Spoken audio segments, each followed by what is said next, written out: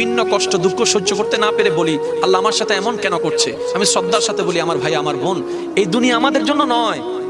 আল্লাহ তো আমাদের জন্য পরকালকে সাজিয়েছেন। এই দুনিয়ার ঘরটা আমাদের জন্য আসল ঘর নয়, আমাদের জন্য তো আমাদের রব জান্নাতে ঘর বানায় রেখেছেন।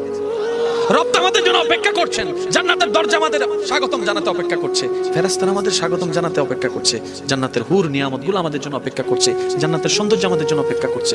এটা আমাদের আসল বাড়ি নয় তো, আমাদের আসল বাড়ি তো সেই জান্নাত, যে জান্নাতটা আমাদের বাবা আদমের বাড়ি, মা হাওয়ার বাড়ি। সুবহানাল্লাহ।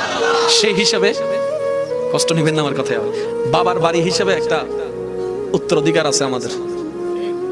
কোথায়? মার বাড়ি হিসেবে উত্তরাধিকার। সেজন্য জান্নাতে যারা যায় তারাই ওয়াফাদার, কারণ যারা ওইখান থেকে এসেছেন আল্লাহর নির্দেশে, ওনাদের সন্তান হয়ে ওনারা আবার সেই জায়গাটা দখল করে নিয়েছেন আল্লাহর নিয়ামতে। সুবহানাল্লাহ। তাহলে আমাদের জন্য দুনিয়া